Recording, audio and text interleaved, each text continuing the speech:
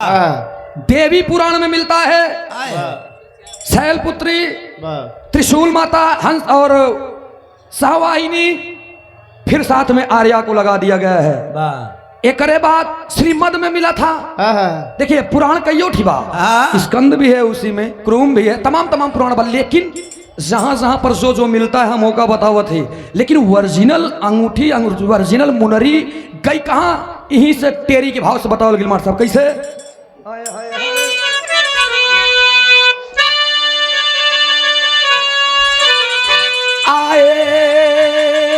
हाय, अरे गिरी गई तब मुनरी चारों पानी में गिरी, मुरी गिरी गई तब मुनरी चारों पानी में,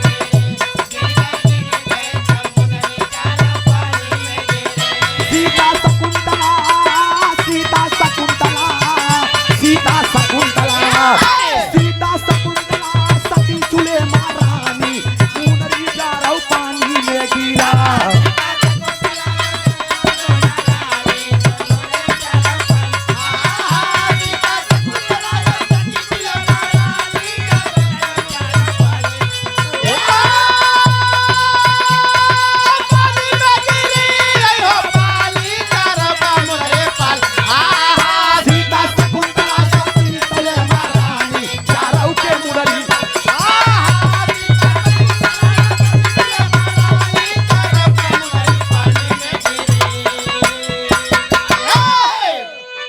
प्रमाण में है ये, यहाँ हमारे विजय महाराज जी हारमोनियम मास्टर हैदर अली गुरु जी बहुत पहले का गाय देन कि सीता शकुंतला सती सुलेमा रानी चारों के मुनरी पानी में गिरी। लेकिन हमारे बिरहा के कहानी उहाँ से उठी, ओरिजिनल अंगूठी आखिर रही के करे पास ओरिजिनल मुनरी, और गई के करे लगे ओरिजिनल मुनरी। खाली तू ही अंतरे में हम बताऊ इतनी बदल के आए हाय हाय हाय हाय।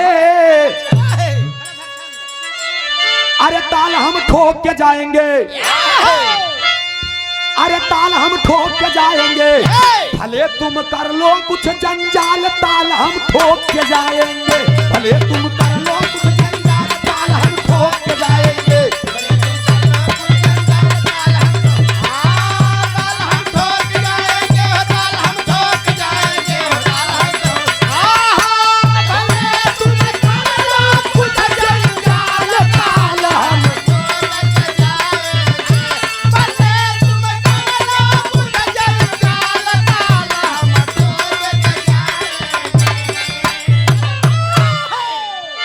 ठोक के जाएंगे, भले तुम कर लो कुछ जंजाल, ताल हम ठोक के जाएंगे।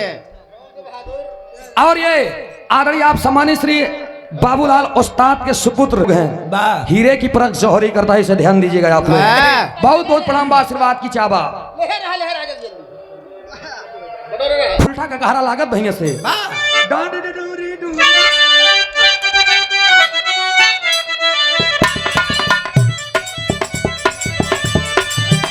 शंकर सती से बोले सुन ला प्यार प्यारी बात, त्रिलोकी भगवान विधाता एक बात न कही है यार, क्षमा न कर भाई गलती तोरे न भाई आ गई हम लौटा, ज्वाला रनिया ता बगदारी दे हम ना।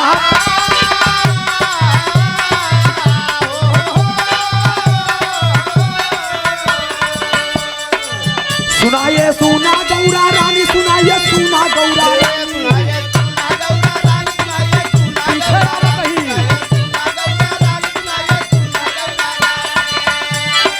सादा सा अब एक बीच वाला पेट फरवा साया जगह खा बोलत ही। सुनाइए सुना गौरा रानी, खल्ट बादन में देवतारी, सुन के दे हम, सुन के कही दे भाई बेहाल, ताल हम ठोक के जाएंगे, सुन के कही दे भाई बेहाल, ताल हम ठोक के जाएंगे, ताल हम ठोक के जाएंगे, ताल हम ठोक के जाएंगे, ताल हम ठोक के जाएंगे,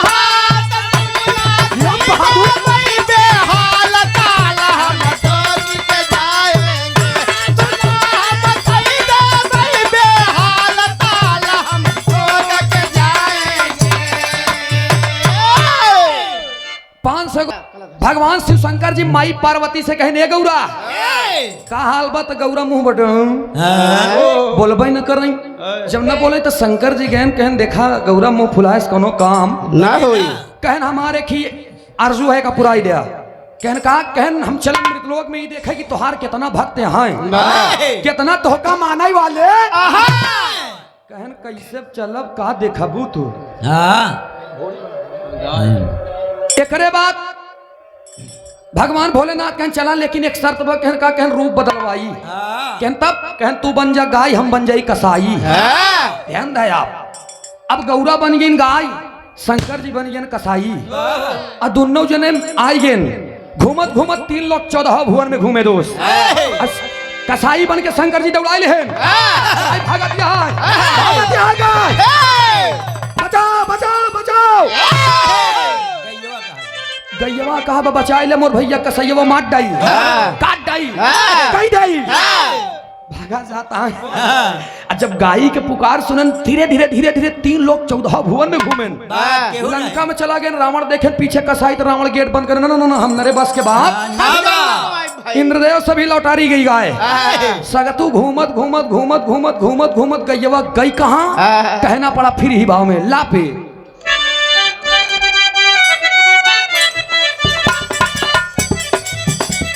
लीजिए खबर है स्वामी हमरे सुनीला बात, याद करू है दीनानाथ कैसे सुनाए मोर दरबार। राखा लाज पानी हमरो ऐसे पड़ल आए। बात सुन के गाय लगी तब गौरा रानी कर देता।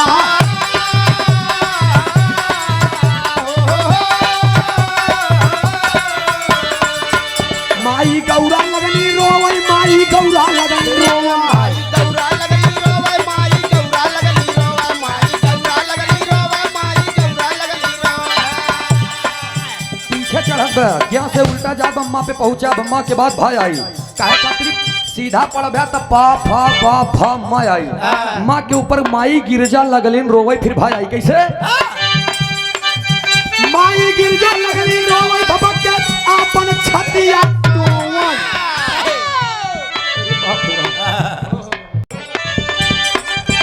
माई गौरा लगली रोवई, भबक के आपन छतिया डोवई। पीछे पाड़ल बाटे काल ताल हम ठोक के जाएंगे, पीछे पाड़ल बाटे काल ताल हम ठोक के जाएंगे, ताल हम ठोक जाएंगे, ताल हम ठोक जाएंगे, ताल हम ठोक। आहा तब पीछे पाड़ल बाटे काल ताल हम ठोक के जाएंगे, तब पीछे पाड़ल बाटे काल ताल हम ठोक के जाएंगे। ध्यान देंगे आप। इधर भा तक पहुंच के बात उल्टा हमारा। अब है कि माई गौरा हे घूमत घूमत घूमत घूमत पहुंच गए महाराज राजा जनक के दरबार में। राजा जनक के गुहार लगे महाराज, महाराज की जय हो, जय हो सरकार। बचाए हम का कसाई मार डाई। राजा जनक मर्दई दिखायन पकड़ लिए गाय को और पीछे के टेंशन न ले। राजा जनक के रहते हुए क्यों तुहार गर्दन न काटी, न ही कसाई तोहका मारे से पहले जनक के गर्दन काटी। कसाई आई गन, जब कसाई आई गन तो राजा जनक गिरोगे। कसाई कतई नहीं, पहले हमसे निपटो। कहन काहे? कहन किसी गौ का हत्या करना ये पाप नहीं महापाप है। क्यों आप इसके पीछे लगे हैं? तमाम प्रकार के सवाल पैदा कर देहन। भगवान शिव शंकर जी और माई पार्वती जी अपने रूप में आ गए और कहन यही तो परीक्षा ले चाहते रहे कि कितना भक्त है पानीदार के बचावत है इनका। लेकिन महाराज राजा जनक जी आपने बचाया, आखिर तो का चाहिए? तब जनक जी कहन हम तोसी न ले, जेका बचाई है वही से ली। आई गिन गौरा माई कहन का चाहिए? जब कहन बेटा सती जी कहन का चाहिए? जब सती जी कहन का चाहिए तब जनक महाराज कहनी जौन हथवा में तोहरे मुनरिया चमकत भी है दई दमाई, उहे मुनरी निकाल के दई देन। महाराज राजा जनक जी उहे मुनरी अपने बिटिया सीता के शादी में दई दे हैं। सीता मैया के तो ओरिजिनल मुनरी माई सीता के पास गई है। यही समरे गीत के समापन बा। गुरु घराने के परिचय में कहल गई यही भाव में लग रही है।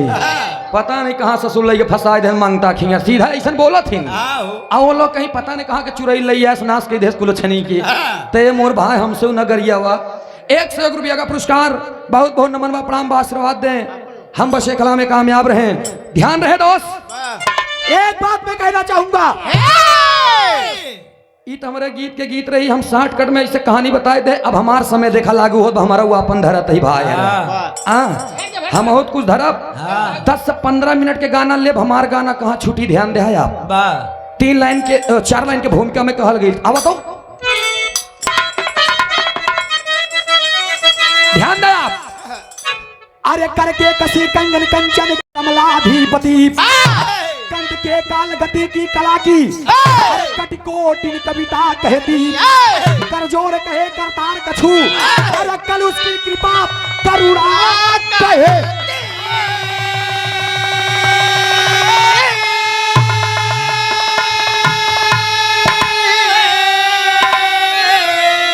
अरे करी कामिनी की कुछ काल कला कैसे कुहू के कैलाशपति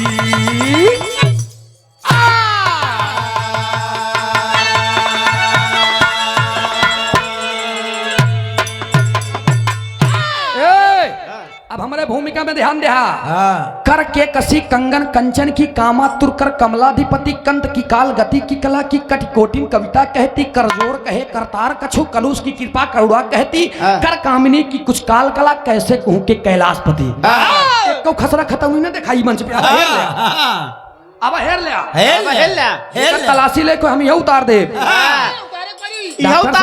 बारी बारी सब उतारना सारे अन्ना हम कलम लेके चली थी उम्मीद गवैया का ध्यान दे हाँ लेकिन मरहूम हैदर अली सुगनू जी और पुराने सब कलाकार कहकर चले गए लहरी काका के मुहे सुने रहे हम ये बात बतावत ही कहन देख के बिरहा न गावे चाहिए बिरहा तैयारी किया याद करबे मेहनत करबे घरे तब बिरहा की गायकी हो पाई ध्यान दे आप ई तक कहारा रहा का के शब्द एमे 44 ठियाई बे अब देखा कव्वाली के लाइन लगे वीर भाव में मार साहब बाप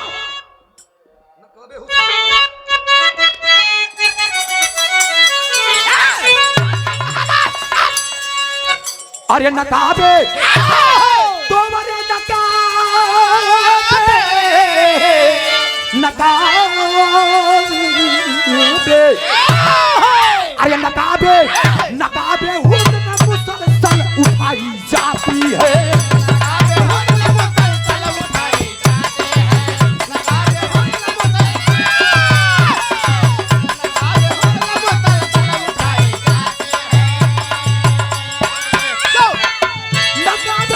उठाई जाती है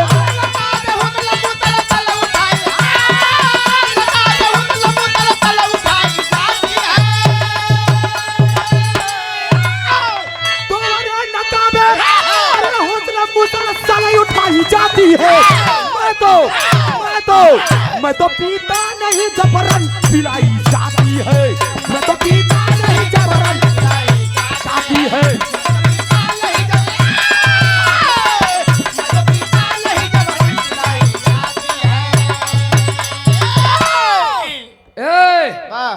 नकाबे हुस्न मुसलसल उठाई जाती है मैं तो पीता नहीं जबरन पिलाई जाती है 12 कभी भोज रात 1 लाख की बात उठी है भाव में लिखा है उन्होंने क्या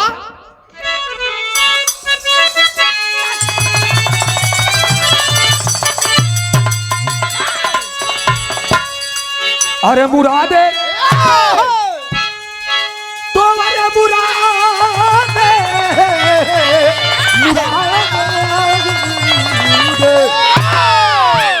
अरे मुरादे मुरादे मन चाहिए पूरा करना मुश्किल है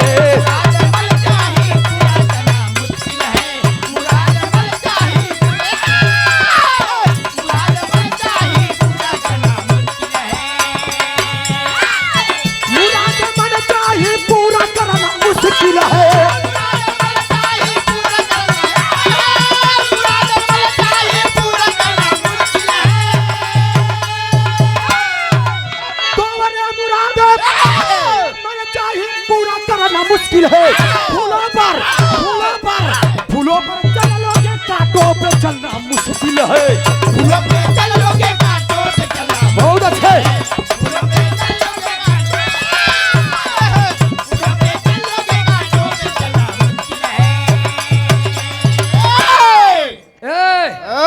मुरादे मन चाही पूरा करना मुश्किल है, और फूलों पर तो चल लोगे, कांटों पे चलना मुश्किल है। मुश्किल है।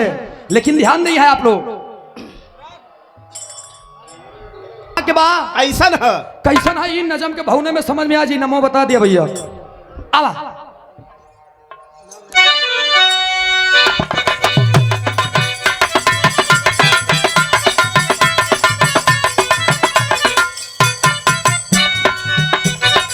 राजा विश्वरूप अरे राजा विश्वरूप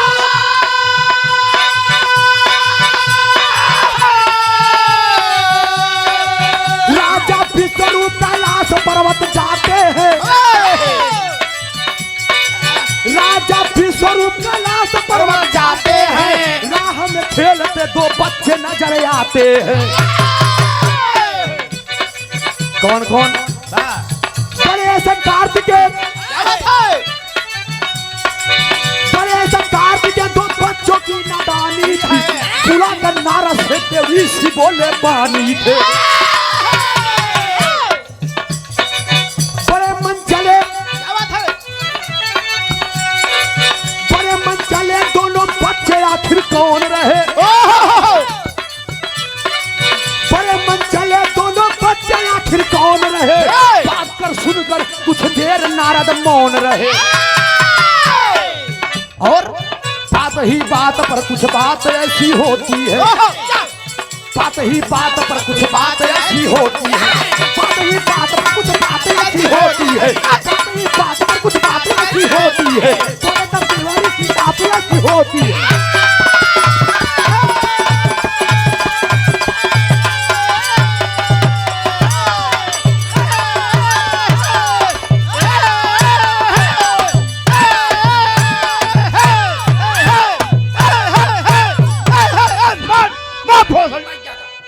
अरे अरे अरे यह तो याटे दमबाजी। कैलाश पर्वत के बगल से रास्ता पकड़ के चले आ रहे थे। दो लड़का खेलता है गणेश और कार्तिकेय। दोनों लड़कियां पर नजर पड़ गई। जब देखेंगे ओहो ये तो हमारे दोनों बेटियों के लायक है। विश्वरूप के दोनों बेटियां रिद्धि और सिद्धि पहुंच गए अपने घर। देव ऋषि नारद को बुला करके कहे हैं नारद कैलाश पर्वत पर दो बच्चे मन चले घूम रहे थे। नजर में एकदम धस गए हम दामाद बनाऊ। जा करके आप एक नाव बन लिया और जाके तिलक लगा के चला हुआ। देव ऋषि नारद जी के ना ऐसे हो जाई जान ना पहचान हम तेरे मेहमान। ना ना ना आप जाइए यही तो हमारा आदेश है। देव ऋषि नारायण नारायण नारायण चल दिए। भगवान श्री शिव शंकर जी से सारी बात बयां कर दिए। जब सारी बात बयां कर दे शंकर जी कहें ठीक बा हम अपने दोनों लड़कियों के बियाह मानब। लेकिन उनके चले जाने के बाद शंकर जी और पार्वती आपस में खेला खेल रहे हैं कि एक काम करा दोनों लड़कियों के बुलावा देखी कि जवान हो जब के लड़के ही गणेश और कार्तिक दोनों को बुलाया गया। और जब दोनों को बुलाए तो दोनों जने के सामने एक प्रश्न रखे। कौन प्रश्न रखे निकले तर्ज लग गई बात साहब। अब भैया किसे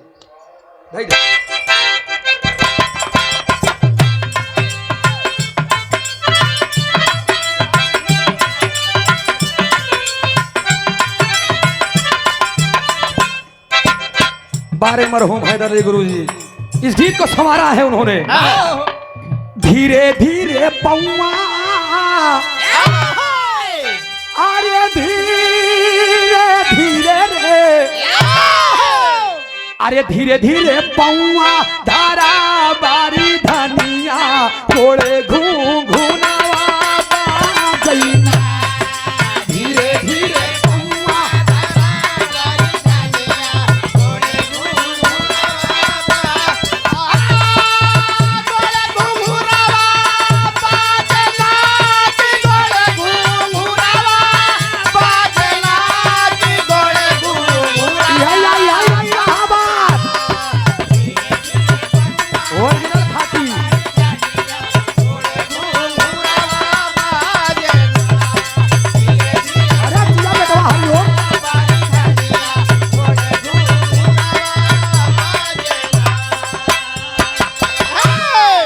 शंकर जी और पार्वती बुलाए कि दोनों लड़किया से कहन का कहन। ई हमरे उस्ताद आदरणीय आप सम्मानित श्री चाचा जी श्री पप्पू यादव जी के माता जी यानी हमार दादी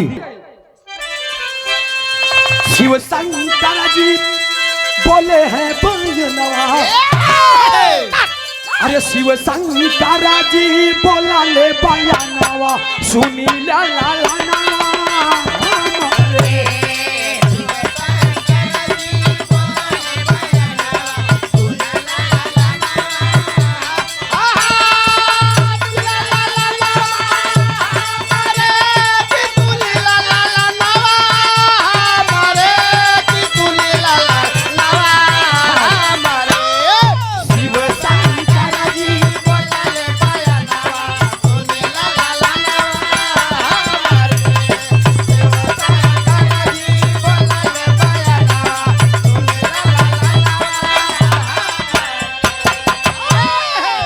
दोनों बेटे आ गए जी। पिताजी आदेश कीजिए बताएं हमारे प्रश्न के उत्तर बता।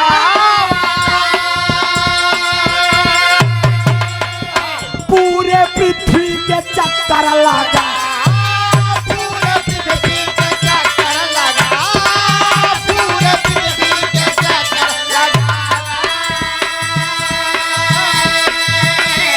सुनी के बतिया काटी के पाया नवा सुनी के बतिया काटी के पाया नवा सुनी ला ला ला नवा हमारे। सुनी के बतिया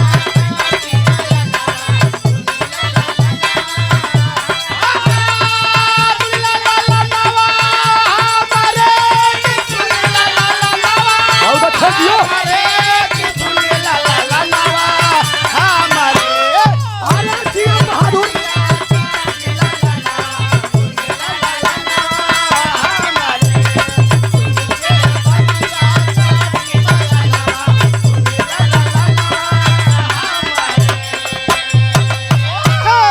जब इतनी बतिया बताएं तो गणेश कार्तिकेय दोनों जने चल रहे हैं। कार्तिकेय अपने मोर के सवारी करके फर धरती के पूरे पृथ्वी के चक्कर लगा बेरा चल दिए।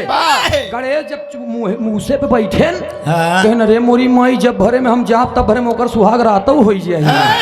कहन का करी तो मोर से जात हम मूसे से दिमाग लगाए देन देखा ही एक बात सिद्ध होत बुद्धि बड़ी भैंस बुद्धि लगावत है खड़ा होई के सोचत है का करी।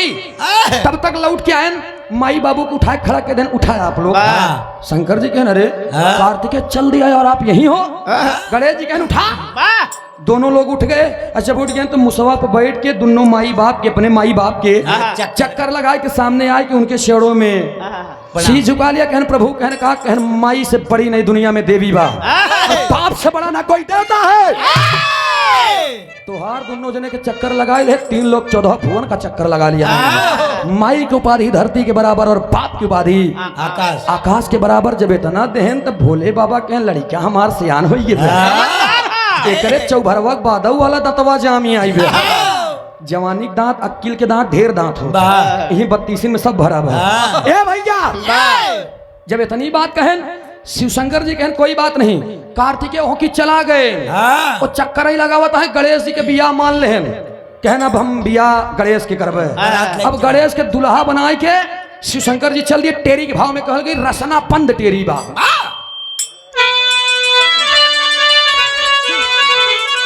प्रयागराज के ओरिजिनल खाटी है ये। कैसे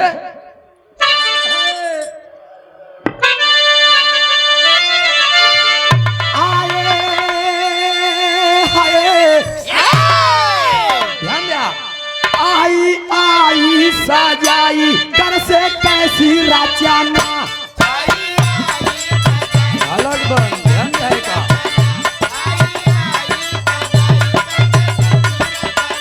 धरती धरा दिखाए धरती धरा दिखाए धरती धरा दिखाए धरती धरा दिखाए काया कैसे आई सजाई घर से कैसी रचना।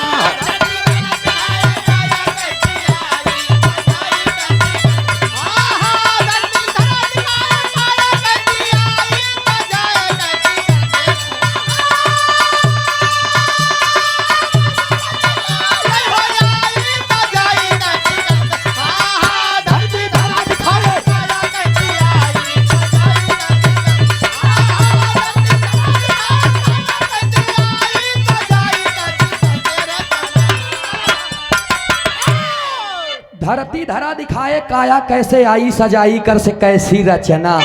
अब इन सतराज कलाधर छंद लग गई मार साहब। आय हाय केली में कुलेली कुकती कवित कूदी कूदी। जवन अक्षर जवन शब्द हमार पहले लाइन में जाई उस शब्द दूसरे लाइन में न आई। 17 शब्द एक बार टोटल शब्द के बंदिश खाली 32 थी बा। ध्यान दे आप लोग। एक जगड़ 5 जगड़ 3 तगड़ एक प्रयाति एक गुरु 22 प्रयति। ये सब पढ़ाई लिखा मनाई जान सकत। खैर कोनो बात नहीं बा। केली में कुलेली कुकती कविता कूदी कूदी। कोकिला करे पुकार कौर कार। खेलते खखाए खंज खो खेत जाए खाए। खंडराती खाए नची खाए खार। गीतिका गई बिगाड़ गेह गीत गान गाए। कार है गढ़ाए राग गीतकार। गाँव सही घुट घरी घरी घिसा जा। गाँव सही घुट घरी घरी घिसा जा। घोड़ घाट घिरी घुमावदार लाल सा।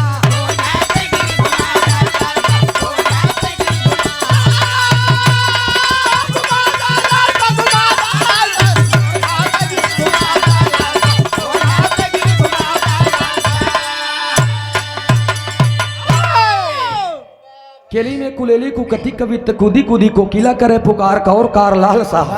खा खेलते खखाए खंज खो खेत जाए खाए। खंडराती खाए नाची खाए खार लाल सा। गीतिका गई बिगाड़ गे गीत गान गाय। गा रहे गढ़ाए राग गीतकार लाल सा। खाओ से हिया घुटे घरी घरी घिसात जात। घोर घास से घिरी घुमाओ दा लाल सा।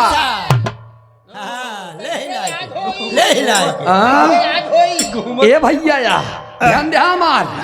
अबई कहाँ अब ही बिरहवा में इतना चीज भर दे है जेकर कोनो हद नहीं बा। ध्यान दे आप। इधर गणेश जी के दुल्हा बनाए रहे। अब दुल्हा बना के चल रहे सजाए के। जब गणेश जी चल रहे दोस्त तो एक लाइन तर्ज लग गई। पुरानी रही सब पुरानी।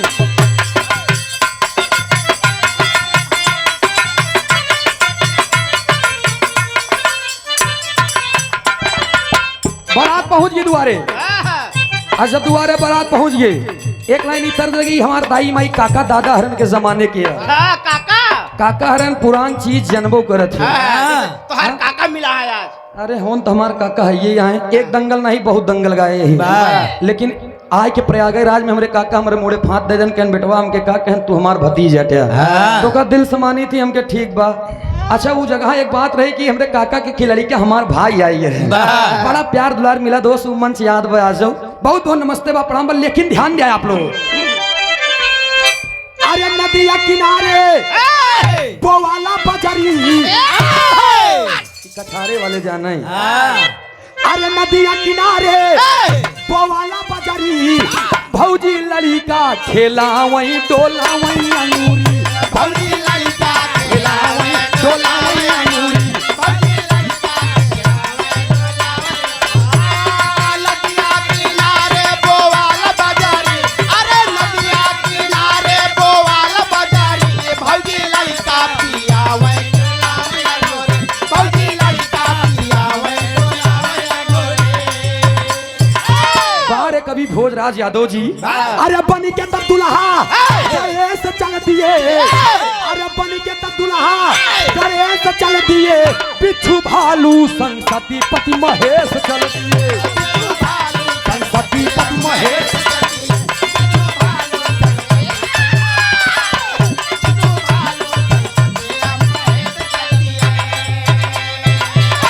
बन के तब दुल्हा गणेश चल दिए। बिच्छू भालू संग सती पति महेश चल दिए। ध्यान दिया कहानी हमका बतावा दिया। पहुंच गए बारात लेके। अच्छा बारात लेके पहुंच गए तो गणेश जी के जनते ही सूंड लटकाए हैं। अगरा पेट निकाले हैं। जाता है ऐसे मौर और सजा गणेश जी।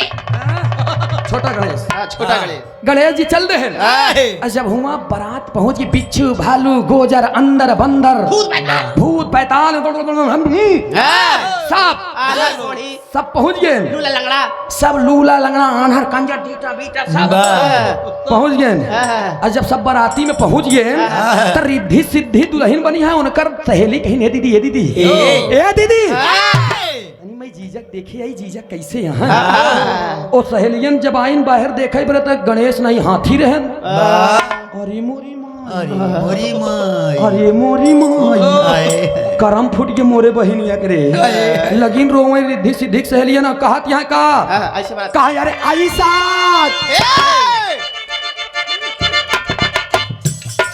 ऐसा न बारात नहीं देखनी आज तक जिया करे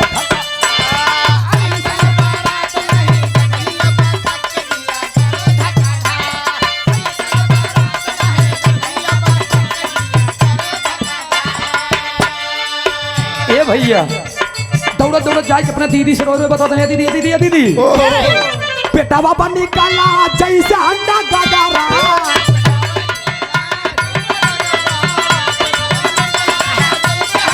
ए दीदी अरे हाथी की नाही चलत बाटन डगारा हाथी नाही चलत बाटे डगरा हाथी नाही चलत बाटे डगरा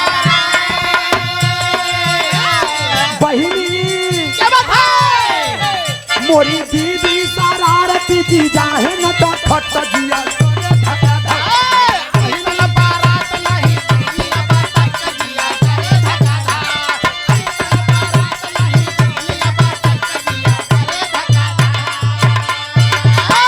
अब हमारे कहानी पे ध्यान दिया गणेश जी के लेके गए रोवे लगिन जब बहनी तो तमाम देवी माई रोवे लगिन आई के इधर मुनि जी आई गए महाराज उनके बाबू सब आई गए कहन महाराज क्या कहनी कैसे दामाद हेरे यहाँ महाराज कहने रे ये तीनों लोग के मालिक हैं इनका कहा था कैसे दुल्हा रे यहाँ कैसे मैं इसको समझाए के बाद में विवाह संपन्न हुआ विवाह संपन्न बहुत है कि गणेश जी रिद्धि सिद्धि और दोनों मेहरारू के लेके घरे गए और जब घरे ले गए ध्यान दे कहानी ही छोड़त ही शुभ लाभ तब नहीं पैदा बहन उस सुहाग रात में के पैदा होत बा अभी कहानी छोड़ देंगे 1 मिनट शुभ लाभ तब नहीं पैदा बहन हुआ शुभ लाभ ना पैदा नहीं पैदा बहन सुहाग रात मना उस दिन पैदा के भो लेकिन अब है कि देखा अब इधर देव ऋषि नारद जी चल देनदार बजावत बजावत की कार्तिकेय के लगी और जब कार्तिकेय के लगे गए ना तो कार्तिकेय लगे रोने रे मोरी माई का कार्तिकेय तोहार बाबू कैसे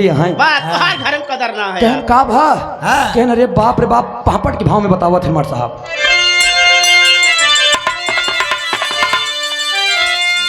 कहे रे घरवा में तोहर का बात या बात ना माना तू अरे घरवा में बात या बात ना माना तू गलती कैले तोहरे संग बात ना माना तू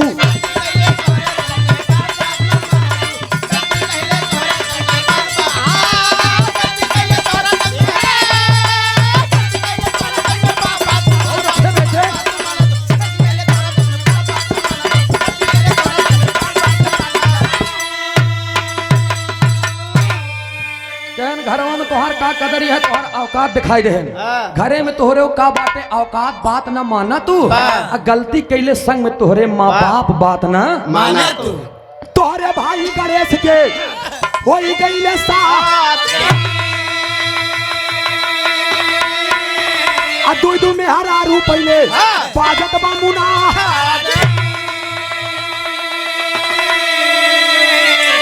अरे हिया के अंदर उठा बात ना माना तू अरे हिया के अंदर उठा बात ना माना तू गलती कैले संग में तोहरे माँ बाप बात ना माना तू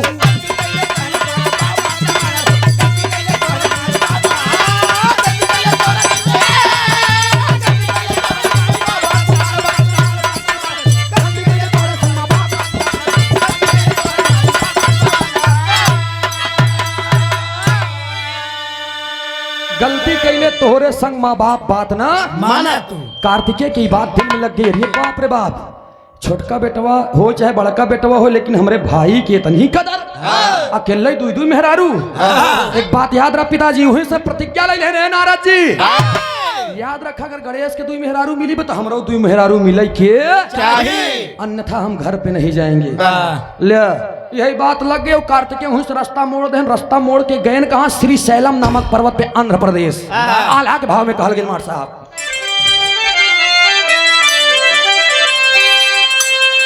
आए हाय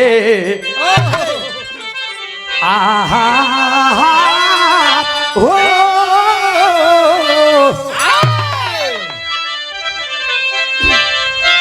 अरे अंधा परदेश गईले कार्तिकेय ललनवा पंचो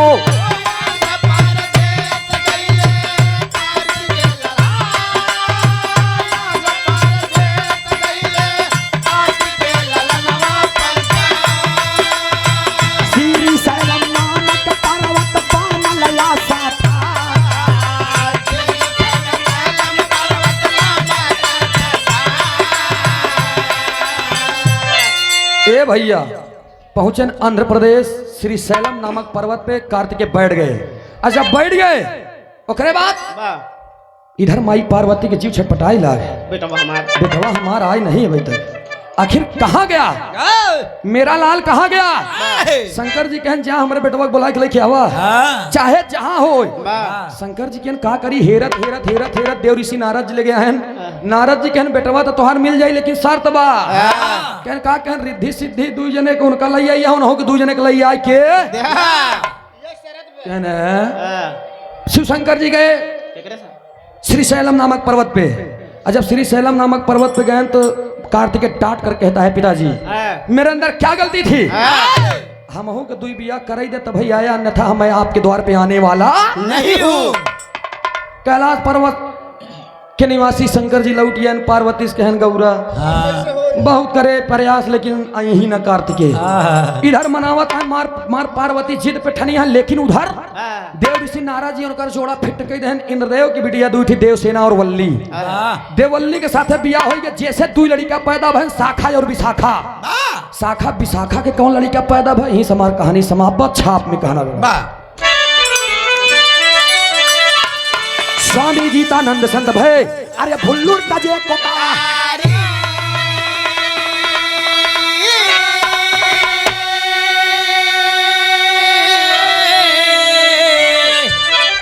अरे कार्तिकेय के नाती के बाद बतावा कई तैयारी